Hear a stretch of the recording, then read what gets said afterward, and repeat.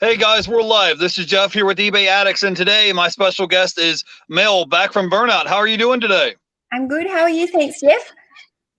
Good. Thank you for taking time out of your day to hang out with us today. You want to introduce yourself in case people don't know who you are? Okay, my name is Mel. I'm from Australia, if you can't tell from the accent. Um, I'm a full-time seller on eBay, and yeah, I've been full-time for a couple of years now. I work from home. I've got 4 kids, and yeah, eBay's my thing. Right. Well, you came to the right place. So I just wanted to say hi to some people in the chat here today. We got Wendy here today. We got the Tat Doctor. We got Gail Naper. I hope I said your name correctly. We got a Kentucky Fan 42 here today. We got Hurricane Iron, and Ian. and Bearded Veteran. I apologize if I mispronounced your name correctly. That's not really my thing. So tell me a little bit about yourself. You want to talk a little bit about your backstory of kind of how you got started into eBay, because you're a full-time reseller now, correct? Yeah, that's right. Okay, so I used to be a family photographer, and I'd taken some time off because I had some health issues and I was a little bit sick. So I decided to start selling like eBay on the side just to get a little bit of extra money in, so that, because I was taking on less photography work. And yeah, I started by doing some RA and just selling some Nike shoes from the outlet stores. And yeah, I ended up like having some surgery, and I thought I'd end up going back to, photography and just keeping eBay on the side. But during those few months off, I just really enjoyed eBay, and I never wanted to go back to photography. So I pretty much made the decision to cut all ties with being a photographer and went full-time with eBay. Okay, awesome. So guys, I'm right here. It's dark here in Florida where I'm at. It's nighttime. So instead of you guys looking at a black screen, I just put Mel on full screen. So I'm trying to make it easier today. I wanted to say hi to Poppy Pickers in the chat. So if you guys have questions for our guest today, drop it in the chat today, okay? So you were basically a photographer, and you got sick, and then one thing led to another, and you just started reselling Nikes, and Yep. now you're a full-time reseller. So Yeah. how did your transition go from being a part-time reseller to a full-time reseller? Like how did that go for you? Did it happen like kind of gradually, or was it like an overnight thing? And also, was your family supportive? It was a pretty smooth transition because I've always, for the last 20 years, my oldest daughter is nearly 20. So I've been at home with kids for the last 20 years. So I've got the 4 kids, and I've always worked at home. So over the last 20 years, I've done a few different types of business. So it's kind of, I don't think it came unexpected to my family that I jumped from one business to another business. I'm always the type of girl that's, if I'm not happy doing something, then I move on to the next grand idea. So I think it was a pretty smooth transition. I transitioned quite smoothly over from selling the Nikes into going into secondhand. Once I kind of realized that I could buy 40 or 50 pieces of secondhand items for the same price as one pair of Nikes, I was pretty much got pretty addicted to buying secondhand gear, and kind of left the Nike stuff, and I don't do them anymore. I just do the secondhand stuff really now. So yeah, I guess the family they're always been supportive of everything I've ever done. They probably think it's a little bit strange. Not so much now. In the beginning, I think they thought eBay was a little bit strange, and they thought the whole YouTube thing was weird because we kind of get into meeting all these people on YouTube and the community, and I think my family struggled a little bit with YouTube. I'd never done YouTube before that, and then I kind of jumped right into YouTube. I think YouTube gives me the creative outlet that I miss from the photography. So yeah, but I think now that it's a couple of years in and things are starting to settle down, everyone's pretty happy. Okay, cool. I wanted to say hi to the Cap guy here in the chats. Thanks for coming by. So Mel, can you tell me a little bit about how your business has been going this year? Because there's been a lot of ups and downs. I'm sure you guys have had a lockdown in your country where you're at in Australia. I'm sure you guys have a lot of other obstacles and things that you've had to overcome. Can you give us an idea of how your sales have been overall, and how are things been going here in the fourth quarter? Yeah, so my sales have been really well all year. Is my microphone all right? Just because I can hear a little echo. So I just want to check that it's not the mic. I can hear you just fine here. Okay. You guys in the chat, let me know if we're having any issues. Okay. Yeah, my sales have been actually really good this year. My business just keeps growing. I've really kind of hustled this year, and I've changed a lot of things in the business this year, and I've set myself up for a lot of growth. So I think I've had a lot of expenses this year with the business, but I think next year is going to be the year where all my systems are set into place now. I've moved into storage units. All the fit out for the storage units is kind of paid for and done now. So I feel like 2021 is going to be my real boost to make the profit. I'm still making the sales, but a lot of it's gone into expenses this year. But I think next year we'll start seeing more profit into my pockets. Okay, awesome. So if you guys don't know, she's a full-time reseller. I was watching your live stream recently, and I think you said you hit recently over 2,700 items on your eBay store. Is that correct? I've got about 3,500 items in my stores at the moment. Oh, really? So you've been working hard. That's nice. That's nice. I just hit 4,800 last night. So I'm kind of...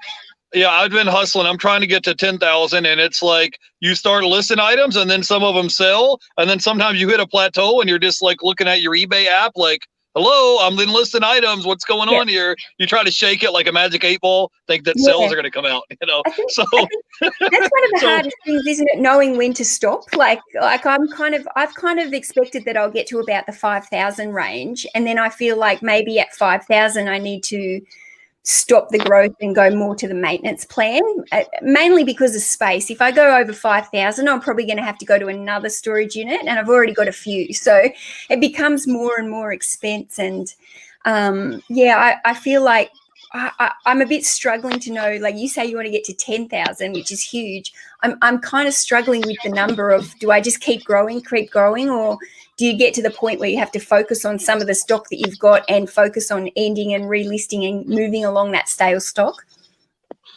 Well, for me personally, I get a lot of items. I like this, for example. I just got this at the Dollar Tree. It's called The Conjurer 2. It's on Blu-ray and DVD, and I picked it up for $1, and I'll probably list it on eBay, maybe 10, 15, 20 bucks. So I try to stick to smaller items like this that don't take up a lot of space. Yep. So, and also here, I don't know how about in Australia, but here in America, since we switched over from PayPal to managed payments, if you have items that are in select categories like CDs, DVDs, video games, Blu-rays, things like that, you pay zero insertion fees. So for your basic store, you think it's like 21 bucks a month. They give you up to 10,000 free listings. So I'm thinking, okay, I'm already paying the $21 a month for the store. I might as well just see if I can max out my 10,000 free listings. And if I have items like this, they don't take up hardly any space. No. You can stack them like this, one on top of each other. So that's what I'm trying to do. I'm trying to pack my shed and max out my listings. But if you guys don't know Mel, I'm a recent subscriber. She's a really positive person. She always puts out like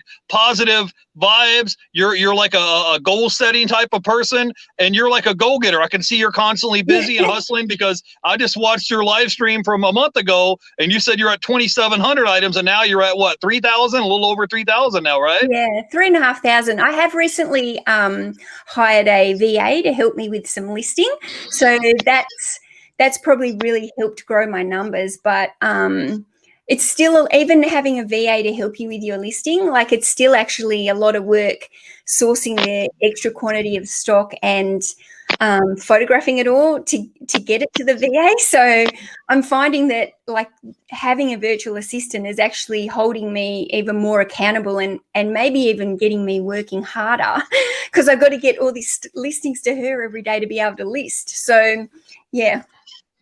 Okay, awesome. Now, do you have like an accountability board, or do you have something that you put on a calendar every day to keep track of how many items you're listing? And do you Yeah. like give yourself a goal? Because sales are great, but instead of me personally having a number of sales that I want to make every week or every month, I just trying to say how many listings can I get done? Because that's something that I directly can control. So I'm like, okay, let me sit down and buckle down and say, okay, can I get 50? Can I get 100 listings done today? And then if you just put the pedal to the metal and you're listing consistently every day, the sales are going to come. You don't need to, hoot and holler and make a bunch of noise. Just focus on, putting your head down, focus on things that you can control, do fast shipping, handle customer service, listen good quality items, and sales are going to come, especially we're around Christmas time. So you want to talk a little bit about maybe having some of your goals, or do you have an accountability board, or how do you track your listings and sales and all that? I have a little book where I keep tallies of how many listings I do each day. But at the moment, now that I've got somebody helping me, I'm aiming between 50 and 100 listings a day. So that I'm kind of 500 a week would be great, because I've got multiple stores. So I don't just have the one store to build up. I split my listings between stores. So if I'm trying for 50 a day, it's kind of only means there might only be like 20 on one store, 20 on another, So I guess I'm trying for that 100 a day, but it is a lot of work. So, but definitely at minimum, I'm looking at 50 new listings a day. And I don't have like a accountability board as such, but I do have a couple of friends that I'm in like very tight circle with, and we message every day and we hold each other accountable and we check in and we motivate each other. And if we're feeling a little bit flat, we've got each other to like push us up harder. Mm-hmm. See, I told you guys Mel's a go-getter. She's a hustler. I told you guys. So I have multiple eBay stores myself. I have 2 eBay stores. So I try to put all like my CDs, DVDs, Blu-rays, video games, all my media in my main store. And then I have a secondary store where I just put miscellaneous things, like maybe a necktie or TV remotes or just other miscellaneous things that I come across. Yeah. So Mel, I wanted to ask you a question. How was your trip? I saw on Instagram you just took a trip recently, right around Thanksgiving. Did you have a good holiday? And tell me a little bit about how was your trip? Okay, so the trip was good. It was I basically I'm down the bottom of Australia, and I went up to the top of Australia and stayed with a couple of my reselling people that I've met on YouTube, actually. Reselling friends that I met on YouTube, have become like best friends with. Flew up there and stayed with one. I flew up there because I actually had a funeral, so it wasn't really a planned trip. But I ended up staying like 5 nights, and we went sourcing, and we went to the garage sales, and we did a day of op shopping, and we had a really good time. But I find it so amazing that I've made these like best friends just by going into like YouTube chats and, to the point now where I can fly up and stay with them and spend, a week with these people. And, a year ago, I didn't even probably know them. Yeah. Somebody in the question in the chat said, "Bearded Veteran, do you have a link to Mel's YouTube channel?" I have a link to Mel's Instagram and YouTube. It's actually in the description of the video. So if you click on the link, there's a link there to our Instagram and YouTube. So we have a question here in the chat from Kim. It says, does Mel schedule her listings or just upload them as she goes? Yeah, I just upload them as I go. As soon as they're ready, I list them. I have tried scheduling them in the past. I even tried scheduling like a couple of listings every single hour, 24 hours a day, so that I constantly had activity going on the store. But I didn't find that it made any difference, and I actually just found it more time consuming to actually set up the scheduled time. So now I just list it as I go, and if I'm sending them off to the virtual assistant now, then she's on a different time zone to me. So normally I send them to her in the afternoon, and when I wake up in the morning, I've got another 50 listings done on my store. Awesome. Yeah. So I wanted to ask you, do you have some advice or some suggestions? Because, sometimes when I talk to people and they're like, "Oh yeah, I sell on eBay," they look at you like you got 3 heads. Like, that's not profitable. What are you doing selling stuff on eBay? I'm like, that's what I do. You know, I'm an eBay seller, you know, and they just look at you like you're crazy. Like that's not really a profitable business, but you're able to sustain a full-time income working as an eBay seller. You're able to expand and grow your business, and you're able to help pitch in and support your family. I think you said you have 4 kids, right? Yeah, 4 kids. Okay. So can you talk a little bit about, you know, about maybe 3 tips that you have that would help somebody? Maybe someone's a part-time reseller on the side, or maybe someone's considering going full-time. Because I have a full-time job and I have 2 eBay stores. But if you're an actual full-time reseller, give us your like best 3 tips that would help somebody right now. Okay. Well, I will just put it out there. I am full-time, but I'm. Ooh. Sorry, I hit the mute button by going back. Go ahead. I also have a husband that brings in a full-time income as well. So we do have 2 incomes in the family. So that definitely takes some pressure off me, I guess. But I think my biggest tip would be just to stay consistent. I think consistency is key. And that goes with all aspects of the business, whether or not it's listing, sourcing, everything that you do in the business. I just feel like it all comes back to consistency, and the more consistent you are, the better your business will run and the more sales you'll end up bringing in. So definitely tip 1 is consistency. Tip 2, what have I got? I think just being organized and having really great systems in place. I think especially if you're trying to build a store where you have thousands of items, like you've got 4,500, I've got 3,500. Like you have to have a really good inventory system, be able to quickly find those items when you sell them. You don't want to be spending too long trying to find your orders to pack them. So you need to have really good systems in place, I think, so that you can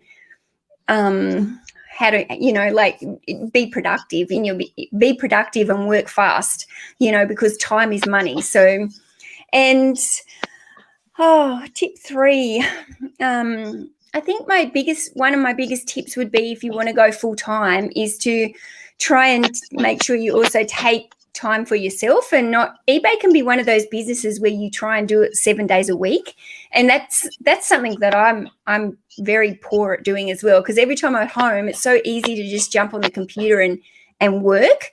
So I'm really trying to focus at the moment in taking some time off on the weekends and spending quality time with my family as well, because it's my name's obviously Back From Burnout, because my name Back From Burnout came from when I was on Instagram before I actually did reselling, and that was when I was sick and I was trying to get myself healthy again. And I was so burnt out. So I think it's really important, if you're going to go full time as a seller, that you need to have systems and operations into place so that you don't end up burning out yourself, and you do take that time on weekends to still spend time with your family and things like that. Okay, awesome. So Mel, I wanted to ask you a question. How important is it for you to have like your circle, like your sphere of influence? Because I feel like you're like a positive, uplifting type of person. And how important is it to have a people who maybe motivate you, support you, and inspire you, instead of being around a bunch of naysayers, say, oh, you can't do this, you can't do that, and you're not going to be able to do this. Because I just feel like there's a lot of people where it's like they stump their toe and they have a bad day. They want you to have a bad day. So how important is it for you to like be surrounded with positive people, to like have a positive sphere of influence around you? You want to talk a little bit about that? Yep.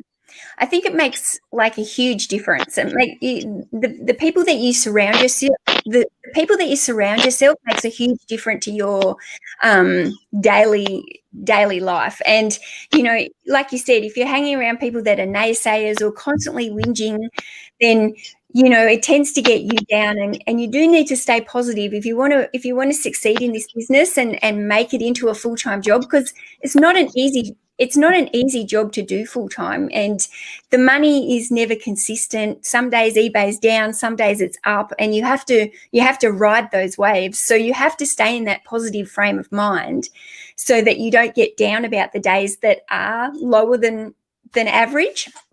So definitely, I think, choose a small inner circle. I think once you start having an inner circle that's too large, then it becomes cluttered. So I think have lots of friends and acquaintances and stuff like that, but keep your real inner circle tight and small and very encouraging, and make sure you choose people that do motivate you and lift you up and make you feel good and can recognize when you maybe need a rest, and or when you are a bit flat, and they just kind of know how to pull you back up in those times. So definitely one of the most important things is to surround yourself with good people. And you hear that all the time, like with people like Gary Vee and these Tony Robbins and stuff. They do not hang around with negative people. They are choosing very like-minded, positive people to be friends with. So yeah. Okay, cool. We have a question in the chat that said, do you listen to personal development tapes or read? Who would you recommend? I definitely listen to podcasts, and I was actually listening to a podcast this morning that was actually I've forgotten her name, Breen and Dolly Parton, and it was all about. It wasn't about music, but it was just a very positive podcast, I guess. But yeah, you can see these are my personal books here. They're all on, like, these are my self-help kind of books. I love to read self-help, and I actually listen to a lot of self-help on YouTube rather than even watching a lot of other resellers, because I find that sometimes it can get a little bit like ranting and whinging about eBay. So I tend to listen to things. If I'm working and want to put something on for an hour, I really will listen to like YouTube channels where I really feel like I can learn something new or something that's just motivating me and making me feel good. And I think I don't really have any favorites, I don't think, but I definitely I love the book The 4 Agreements. I love the book The Secret, The 4-Hour Work Week, Tim Ferriss, Eat the Frog. There's a lot of self-help books that I love, and actually every single one of those ones in that area are books that I love. Like, they're the ones that I don't like. If I read a book and I don't love it, I pass it on. But these are the books that stay with me because I can always read them again. Yeah, awesome. I was about to say the same thing, especially if I'm in my car and on my commute, or I'm driving somewhere and I got a half hour, an hour to kill. Instead of listening to the radio, I'll listen to an audiobook or a podcast, or sometimes I'll just put YouTube on and I'll listen to some type of like motivational music, because sometimes you're working by yourself when you're reselling. So it's not like you have coworkers that you can sit down and have lunch with every day. You're kind of in your own little zone, your own little area, and you got to stay motivated, to get it done. Like say if my goal is to get 100 items listed, I'll try to like put it in chunks. Maybe I'll have 4 piles of 25, 25, 25, like 4 different piles of 25 to get to my 100. And maybe I'll list 25 and then get up and go take a break, and then maybe, grab something to eat or go do laundry or whatever. And then I'll come back and list another 25 items. So that way I'm not just sitting here scanning barcodes, 100 of them straight. And then it's like, oh, my back hurts, my shoulder hurts. I've been sitting down, hunched over, scanning these barcodes. So yeah, I think we're on the same playing field. I just wanted to say hi to a couple of people in the chat. We got Butterfly Hustles here today. We got Callie Reseller Lewis. We got Bearded Veteran. I want to say hi to the Bearded Thrift Machine. Julian is in the house. So hey guys, thanks for coming by. If you have questions for our guest, drop it in the chat. So I wanted to talk a little bit about some of your goals, because we're almost to the end of the year of 2020 and we're getting ready to go into 2021. Like, what are some of your goals that you have for yourself on YouTube and for your eBay stores? Because I can feel like you're a goal setting type of person, but I don't want to have to wait till the calendar rolls over to January 1 to make goals for 2021. Let's do it now, right?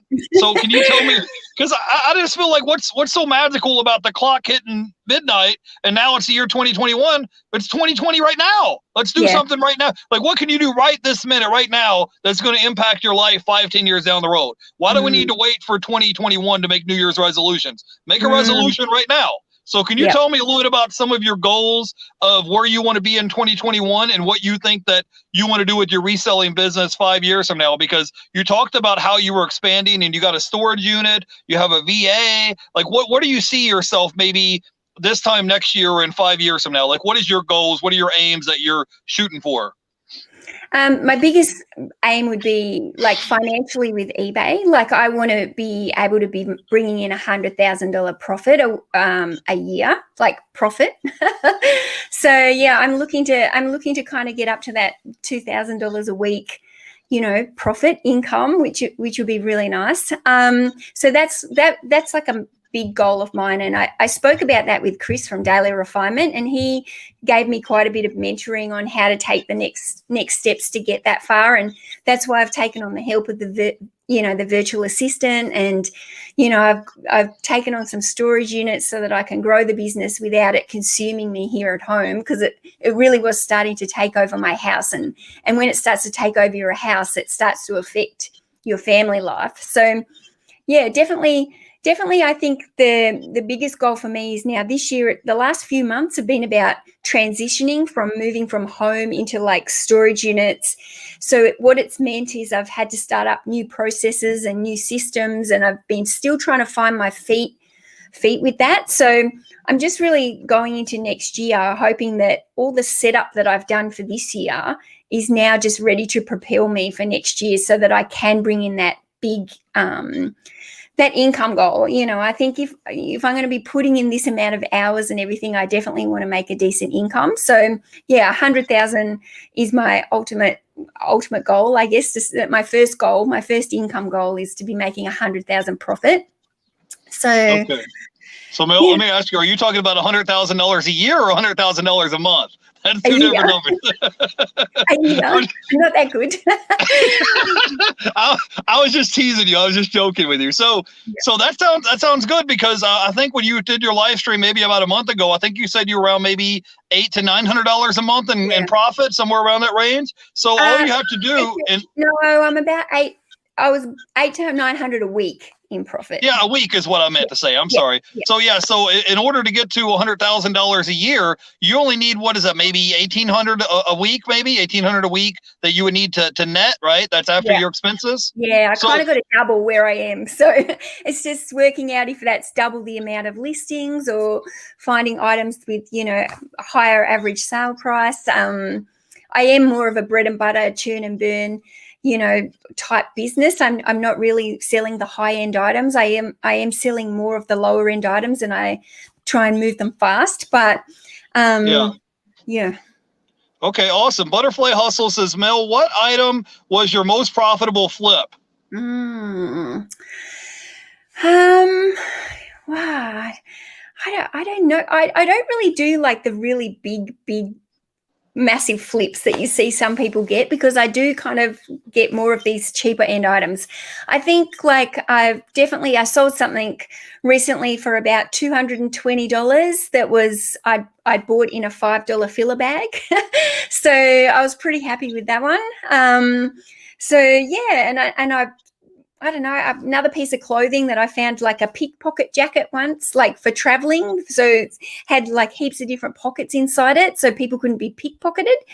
I think I paid about $5 for that jacket, and again, I sold that for like $200. So those are kind of big flips for me. I'm not one of these people that sells $400-500 flips, but to make a couple of $100 of something that you've spent $5 or less, that's a pretty good feeling to me. Okay, Mel, I wanted to ask you a question. I was watching your chat, and you were talking about how you do a lot of bread and butter type of items, and how you don't like to pay more than $2 for any item that you buy to resell. And it sounds like you're trying to do the volume game, and your business model sounds similar to what I'm trying to do. I try to pay maybe 50 cents for a DVD, and then try to turn 50 cents into $20, because now you're getting, you paid 50 cents for an item, you're selling it for 20, you've got a 40x margin, so you got a lot of room to play with. So if you put your item on sale, or somebody sends you an offer, you could take the offer, turn and burn, move the item, and take that money and reinvest it into another item. So you want to talk a little bit about the nuts and bolts of how you run your eBay business, because there's people in the chat, maybe you could help them out in some way. Yeah, I mean, I think I do a similar model than that. I try and spend $2 or less on an item, and then again, my average sale price is about $30. So pretty happy with that. I think it's so great to be able to buy something for 50 cents a dollar and sell it for $20 to $30. And those kind of items are in such an abundance as well that they're so much easier to find. Like I just where I live, I don't find those kind of more higher end items. Like I'd have to be really hunting for them, and I'd have to spend so much more time sourcing, and I just don't have that extra time. So it makes more sense for me to run that kind of volume business, selling things that I can buy in an abundance and things that I can find easily, because obviously trying to run the business and have 4 kids and just have a life, you end up being quite time poor. So, anything that I can make faster in my business is how I go about it. So, yeah. Okay, awesome. So can you give us some examples of some items that you sell? Like, I think I watched one of your live streams, you were talking about like board shorts. So you sell a lot of clothing items. Like if I went with you to a thrift store in Australia, what type of items would you be looking out for? I mean, anything you could get a good deal on, or is there a certain niche that you're looking for? Like, what type of items is it? You're like, oh, I see this for $2. I know it's going to sell in $20 for eBay, because you've sold it over and over again. You're like, let's grab it. So do you want to give me an example of something maybe that you kind of gravitate to, maybe? I think I tend to stick with the same niches. So I basically stick with clothes, shoes, books, DVDs, media, that kind of stuff. I don't really stray much away from that. I tend to not look at the stuffed toys and the ornaments and the glassware and anything that's kind of time consuming and fiddly for me to package up. I'm not very good with electricals, so I tend to stay away from like computer game, PlayStations, whatever consoles. I tend to stay away from them because I don't know how to work out if they work and stuff. And I know I could find that information out. I know I could learn it, but it's still just something that's more time. And I just try and keep it very streamlined. I know what works for me. I know the clothing items that I enjoy to sell and what sells over and over. And like the good thing is, like there, when I talk about like board shorts or CDs or books, it's very easy to just sell similar, like they're just like basic. You tend to go, every time I sell board shorts, I pretty much just list them for exactly the same price. So then I'm saving time. I don't even have to be running like comps and checking completed sales to find out how much things are, because I know already, looking at it on the rack, okay, I know I can sell that item for $25. And so I know exactly how much it's priced at if I'm going to make enough money. So there's so many benefits with niching down on your items and becoming very familiar with what sells. Yeah, I wanted to say hi to Lone Star Picker in the chat. He says, hello, dear one, great interview. Always wonderful to hear from you. So if you guys have questions, if you guys have questions from our to our guest, drop it in the chat. Bearded Veteran says, Mel, do you have any replenishable items? And I got another question in the chat, says, do you try to do a lot of retail arbitrage? Go ahead. Okay, I don't have really any replenishable items, except I did buy a box of signed, autographed books that were left over from a book signing, a book promotion or something, and I managed to get about 100 of those, and so that's the only replenishable I've got. So and that's been a really good seller. It just I just keep the one listed and it consistently sells over and over. So I do like the idea of the replenishables, but no, I don't have many of them. And as for retail arbitrage, I do a little bit every now and then, but I don't do it in quantity like I did when I first started. And I think it's just because it takes up so much more. You have to have a lot of money to kind of outlay to do retail arbitrage if you're going to do it in bulk. Like, so it's kind of okay if you stick to it in small amounts, but unless you've got a lot of spare money to kind of invest into it and have that, you end up having like a lot of dollars worth of stock sitting in your garage. Whereas when I know that I buy everything for 50 cents a dollar, $2, and I've got 3,500 items, if something was to go wrong with my stock, I know that I've only maybe got $6,000 worth of stock or something, and it's not a huge loss. It's not really scary to me to have that amount of stock. Whereas if I had like 3,000 of retail arbitrage, I would just have tens of thousands of dollars worth sitting into my storage sheds, and that would actually start to stress me that I had so much money tied up in stock that I might get left with. Awesome. Yeah, we got some comments in the chat. Butterfly Hustle says, Mel definitely has flip game. Love a smart businesswoman. Callie Reseller Lewis says, great to see women crushing it in the reseller community. Another comment says, Mel is amazing. More of this, please. See, I told you guys, Mel is really smart. She's really positive person. She's really motivated, and she's really hardworking too. And so I got a question for you. How do you go about balancing act, running your own eBay business, because you have multiple eBay businesses, you have your YouTube channel, and you still have your family, you have a husband, and you have 4 kids. So you want to talk a little bit about how you manage to balance that? Because there are some people that do YouTube, there's some people that do reselling, but there's not a lot of people like me and you that do both, where they're like, okay, I'm going to put the pedal to the metal. I've got to get these 100 listings done. Oh, time out. I got to film a video. Now I'll get back to listing. So you want to talk a little bit about how you manage to keep all that up? Go ahead. Some days I don't really know. It's busy, and I do work long hours. I'm not really somebody who clocks in at 9 o'clock and goes home at 3 o'clock. I work late nights as well. I work weekends. I work a lot of hours trying to make it all happen. And YouTube is very time consuming. If you've never done a YouTube channel, people underestimate how much time that actually takes. And it is. It's really time consuming. So especially like when I make a pre-recorded video, sometimes it can take me like hours just to make like a 15-minute video. And I've kind of got myself a bit of a system through the week. So I do, I only do my shipping now 3 days a week. So I've got 2-day handling, and I post Monday, Wednesday, Fridays. So that helps.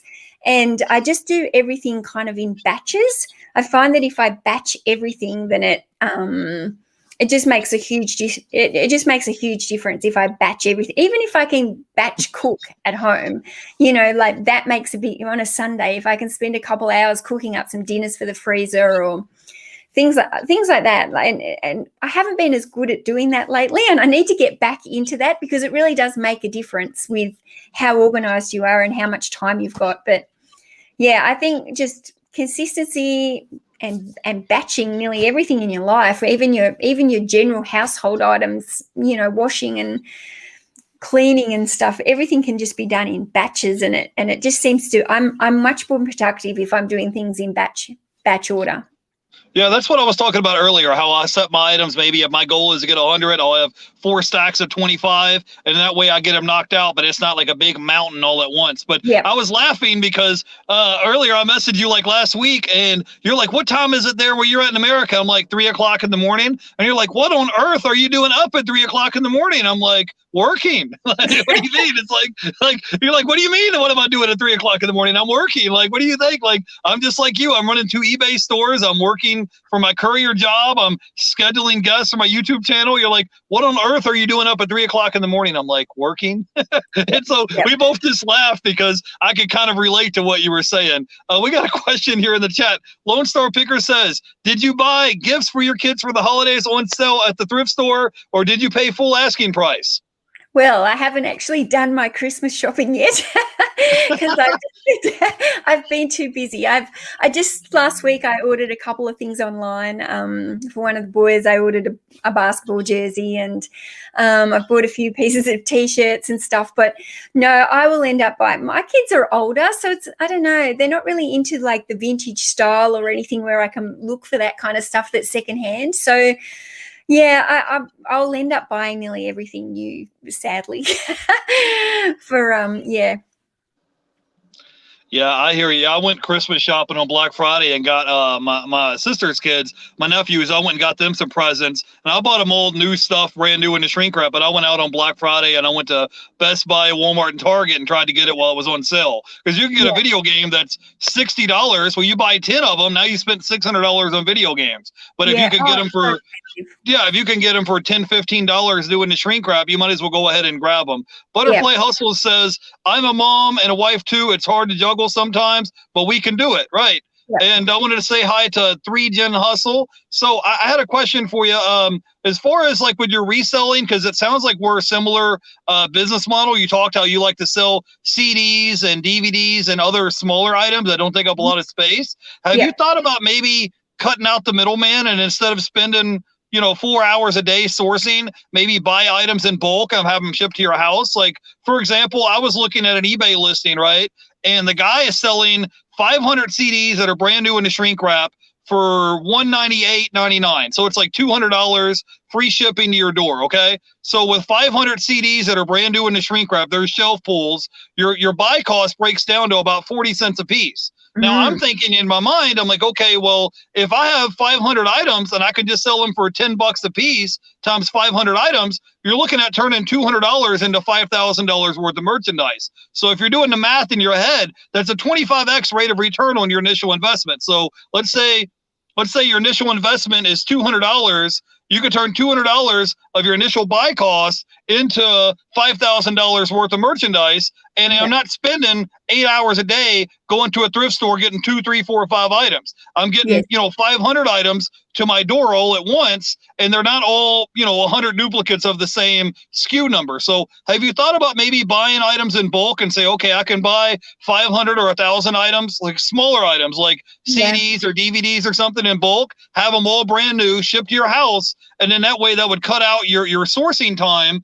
And then you would just be able to just say, boom, boom, boom, scan barcodes. And then you can either take pictures like front and back and do sell similar like you were talking about. I definitely am looking for those kind of options. And I've bought a few bulk deals off like Facebook and like Gumtree, which is actually been, I've actually put some wanted ads out there for bulk deals as well. And so that's actually been really helpful. And like, I do really enjoy when I can get like a bulk load like that.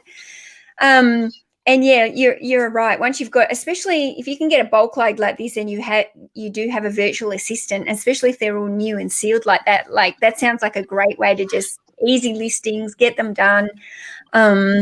Yeah, but I did buy like a lot the other day it was a Black Friday sale. And it was just from a bookstore, and they had like a box of 100, what was it? 40 books, I think it was 40 books in a box for $100. And so they're all brand new. So it worked out at $2.50 a book. So that's higher than what I would normally pay if I was searching for a book, but it's $2.50 for a brand new book, and it's delivered to my door. So I kind of just thought, I'm going to give that a go, and I'm going to try it. So it hasn't arrived yet. I'm waiting for it to arrive, and I might do an unboxing of it, but that was just something different that I thought I'd give a go. And it's similar to what you were saying about the CDs. I hadn't really thought of looking onto eBay to buy bulk loads of CDs to be delivered to my door, because CDs actually do sell for they're good bread and butter. I'm always surprised at how much some of the CDs sell for. Yeah. I just said $10 at a minimum. Some of them may sell for $15, $16, $17 because some people buy their memories where they'll be like, oh yeah, I heard that song and we were eating dinner at Cracker Barrel, or I was out at this nightclub or whatever. And they remember that song maybe from their childhood or maybe when they were a teenager, and they're like, I've got to go have it. And if you can buy an item where you've got 40, 50 cents tied up in the merchandise, and you could sell it for $15, $16, $17, and you ain't got but 40 cents a piece tied up in the merchandise. Also, I know you said on your channel that it's a low risk item, that if something happens, if the item is broken or lost or stolen, or the mailman loses it, or it gets, your dog ate it or something, you're only out 40 cents for your buy cost, as opposed to having $10, $15, $20 tied up in that one item. So you can kind of, you're spreading out your risk over multiple items instead of one big high dollar item. That's a really good point, because sometimes when we all buy stock that sometimes goes stale. It wasn't a good buy for whatever reason, or it just hasn't sold.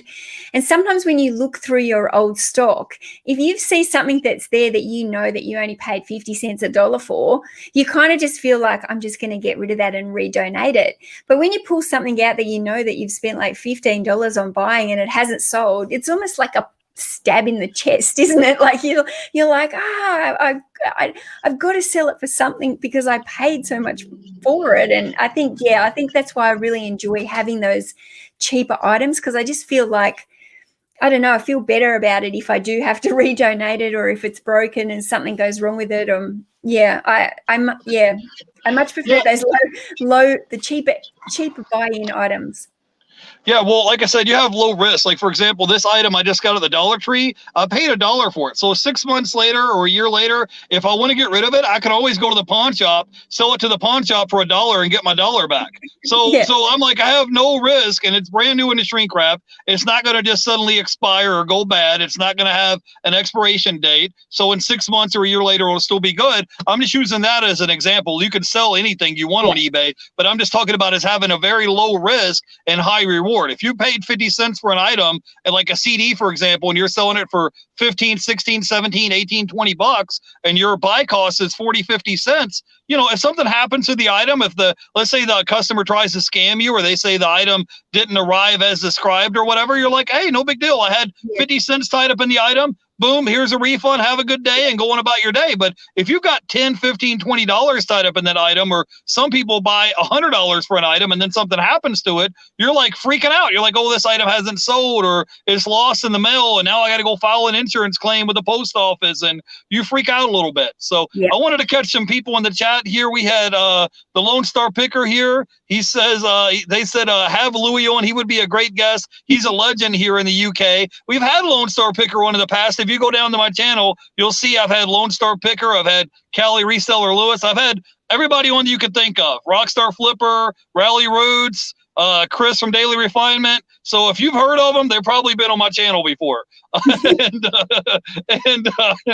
so I wanted to say hi to the Bearded Veteran. Butterfly Hustles is here. Lone Star Picker says hit the like button. So if you guys have any questions, go ahead and drop it in the chat. We have a comment here from the Tat Doctor. He says, I suppose it depends on the content of the CD. Large percentage of CDs, even new and still in the UK, just don't move compared to US and Australian markets. Well, I mean, that's true. I sell in the global shipping program. So if something sells here in the US, we send it off to Kentucky, and then they ship it off to other parts of the world. So, I mean, you don't have to just sell in your region where you live at.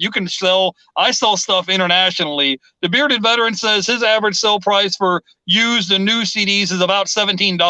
Well, I just said $10 just as an illustration. So if you bought 500 items as you have, and you sell them for a minimum of $10 a piece, so you're turning your initial buy cost of $200 into $5,000 worth of merchandise. And like I said, your risk is really low because you've got 40 cents a piece tied up in the items, and it's a good way to build up your stock, your inventory. So if you want to have multiple SKUs and you want to expand your inventory instead of having multiple duplicates of the same item over and over again. So that's what I've been looking at. So we've had you on the show for about 45 minutes. I don't want to keep you much longer because I know that you're a mom and you got 4 kids and you have other stuff going on. So I wanted to ask you one question is, I wanted to ask you real quick is, how do you go about, like, what's an average day for you? Like, you wake up, you roll out of bed, do you start pulling orders that day? Do you have everything set up to start listing? Do you get the kids up ready for school? Like, what is an average day in the life for you being a full-time reseller?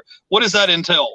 Well, my days are changing now that I've just got these storage units the last few months, and so I've had to kind of change my whole routine up now. So I've had a little bit of difficulty in working out this new balance, because when I took on the storage units, I kind of was in the impression that I would just go there, store all the stock that was listed, and then go in there 3 times a week and pick these items, post them, spend a couple of hours in the unit doing that, and then that's it.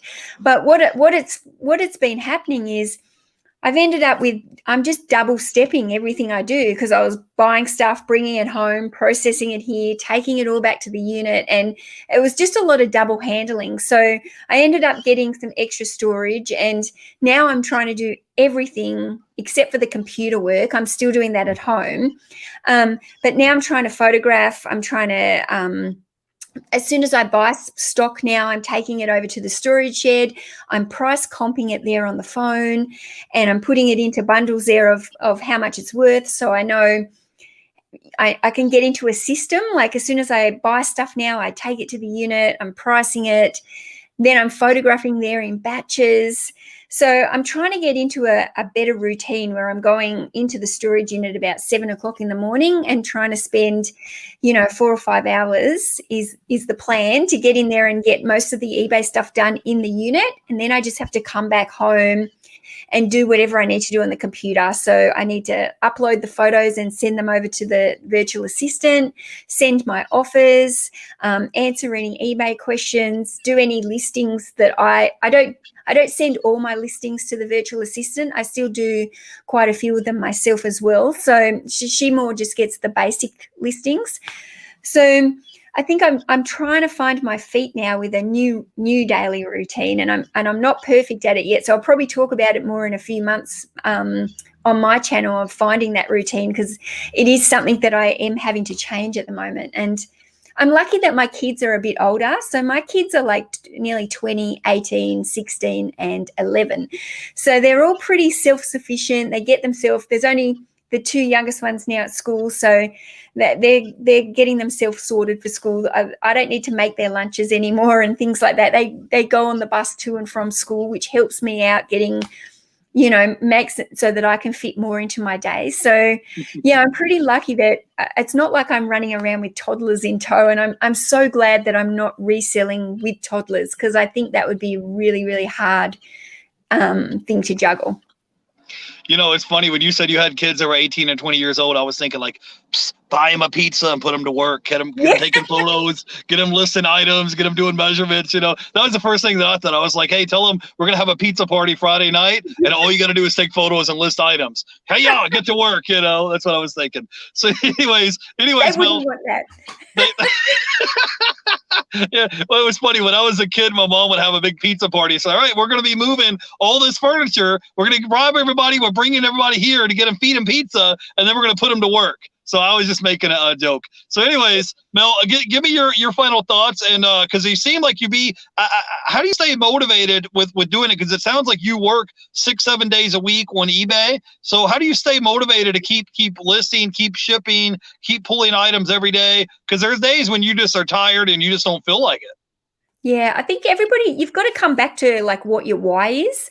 Like everybody, I think, needs to have a why and know what your why is. Why are you doing this? And, a lot of my why comes down to some financial things, clearing some debt, and just getting, a lot of mine is financially based, really. And it's just a matter of like, I push hard because, I want to clear some debt. We've got a house that we're looking to renovate, that we currently have rented out to tenants, and we'd like to get in there and renovate it. So, you need funds to do that. So once the debt's all paid off, then, we can look at doing that, and, maybe it'll become the house that eBay built. I don't know. But, yeah, I being a middle-aged 40-year-old, I'm 44. So, I think once you start hitting that age, you get to that point where you've got to really hustle for these next 10, 15 years to be able to come back with a nice retirement, I guess. And because that I have been a work-at-home mum for 20 years, like I've always been on that lower scale.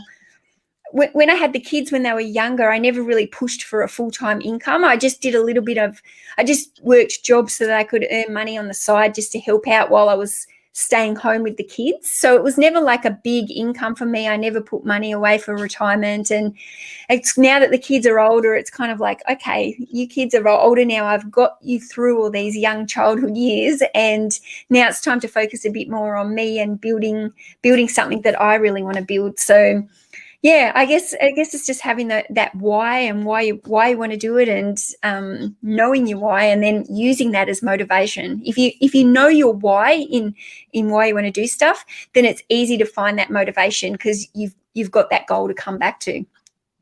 Okay, awesome. Give me your final thoughts, Mel. If someone is maybe is a part-time reseller, maybe they're struggling and they're saying, man, I'm only making, $1,000 a month. I've really been struggling. I don't know if this, because I get emails from people that want to quit all the time. They're just not motivated. Maybe reselling just isn't for them. Could you give me your final thoughts and maybe some type of advice you could pass on to smaller resellers? Go ahead.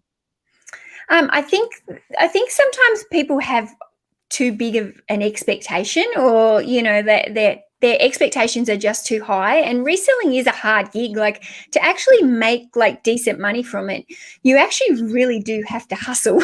And I think in the industry, I think there's actually quite a lot of lazy resellers, if that says anything. And I don't mean that to be rude, but I do think that there's people who either get in there and really make it happen and push and can grow that. And then there's other people that seem to be stuck in a bit of a lull and they can't get it past a certain point. And, it all just, I think it comes back to, it definitely comes back to your motivation and your goals. But I've lost my train of thought. Well, I agree with you, Mel. I was just going to say there's some people that they can't operate self-sustaining by themselves without having someone saying you need to clock in at 9 o'clock and you have a boss telling you what you need to do every hour, every minute of their day. They just don't have an entrepreneur spirit where you can just, kick the baby bird out of the nest and they're just going to fly on their own. They're just going to smack their face on the concrete and crash and burn. That's just because their mindset, their motivation. You want some of these people that want to do the bare minimum. Because like I used to work in a factory driving a forklift, and we had guys that would be like, I only want to do the bare minimum, work about 40 hours and then go home. And then they would be mad at me when they would see my check and I'd be like, well, what do you mean? They were paying double time on Sunday, time and a half Saturday. Where were you at? So you want to turn down guaranteed money on your check, but then complain that you don't have any money. But you have the same opportunities are out here for everybody. But like I said, there are just some people that's wired differently, and they would rather watch Sunday night football than they would list items. They would rather go out to the beach or hang out with their family instead of list items on their store. And you have to be able to prioritize what's important to you and what is a priority in your life. Do you want to go out to? I like reselling because it gives you that freedom. So let's say it's Friday night. All the stuff that I sell Friday, Saturday, Sunday, I don't ship it out till Monday. So I have the whole weekend free if I want to go out to the movies or out to the dinner or out to the beach or whatever. Meanwhile, I'm still making sales. Like when you were on vacation with your friends, you were saying, I kept hearing ka-ching, ka-ching, ka-ching. You were still making sales basically on autopilot. And you had the freedom to kind of make your own schedule, make your own way in the world without having some boss breathing down their neck or pointing their finger at you saying, now you showed up 5 minutes late to work. You will be reprimanded. You will be reported. The regional manager will come talk to you. And you're just like, sheesh, I've been working here for 10 years and I show up to work 5 minutes late because I had a flat tire and you guys act like it's the end of the world. Well, how much money have I made this company? And like I said, people are wired differently. Some people can't function without having a boss telling them what to do. And then there's some people that's just like, man, just get out of my way. I can close the door, turn my music on, get it in my zone, list my items. And as long as I can just be left alone, bam, I'm going to crush it. I'm going to kill it. I don't need to have somebody telling me what to do every minute of the day. So like I said, people are just built differently. Anyways, I wanted to say hi to some people in the chat real quick. We got Clay's Closet here. We got the Lone Star Picker here. He says, I struggle to be my own boss. I've told Mel, just trying to do baby steps and do more each day so I can build on it. Yeah, that's what it's all about, is just taking little baby steps every week. It's not all going to happen overnight, but if you just take little incremental baby steps, you'll get there. It's like you just got a storage unit. You didn't start off day one having a storage unit. You didn't start off with 3,000 items day one in your eBay store. You just incrementally baby steps every day, every week, and it adds up. So anyways, I don't want to keep, we've had you on the show for about an hour. Go ahead. I wanted to say hi to Girl Hustle. Go ahead. I was just going to say that, like, Clay has told me about how he struggles with different things. And, when you can recognize that you struggle. It's all about just making sure you don't set your expectations too high and don't be looking at other people and judging yourself off them. It's more important to just be like, are you better today than what you were yesterday? Or did you do more today than what you did yesterday? Or could you have done more? So I think the only person you've got to compare yourself with is yourself. And I think a lot of people in this industry, they start comparing themselves to other people's journey, and then that's where they end up getting stuck, and they get into these funks because there's too much comparison. And yeah, you definitely need that entrepreneurial spirit. And I think that reselling is one of those jobs, but a lot of people go into because it looks fun and it looks like this great lifestyle where you just go along, you source, you see it on the YouTube videos. They're just looking through the thrift shops, looking for cool things, come back and say, hey, I bought this for $5, I'm going to sell it for $100. And so it makes out that it's almost like this easy kind of job, but there's so much more involved in actually getting the business to work and keeping yourself self-motivated when you've got no boss to tell you what to do. You are the boss, and you've got the benefits that you get to make up the rules, but then you've also got the challenges where, being your own boss, you have to make sure that you push yourself on the days where you don't feel like it, because if you don't push yourself, then no one else will. Yeah. Oh, awesome. Clay said, I'm working on being the best. I beat myself up lots. That's from my childhood. So it having wins each day, but source good stuff today. And I didn't plan on even to shop. So yeah, just have little baby steps that you do every day, every week. Like just like yesterday, I went from 4,700 to 4,800. And I was just like, okay, I'm just going to close the door, shut the door. I'm not going to worry about 10,000. I'm going to worry about, can I get to 4,700 to 4,800? And that's it. And then after today's over, tomorrow's a new day. And then we're going to figure out, okay, now we're at 4,800. Can you get to 4,850? Can you get to 4,900? And then, hey, just focus on that. Don't worry about everything. Don't worry about, who's elected president, what the weather is, what sports games on TV. Just focus on taking little baby steps every week and you'll get there. So anyway, I've had you on the show for an hour today. You've been very gracious with your time. I had a good time hanging out with you today. So guys, if you get a chance, go check out Mel's channel, Back From Burnout. I have her Instagram and YouTube is linked in the description of the video, and I'm going to link it down below in the comments. So go check her channel out. So thanks for hanging out with me today, Mel. We greatly appreciate you. Thanks for having me. I really enjoyed it. So thanks everyone in the chat as well. All right. Have a great night or a great day to you. Bye. Bye.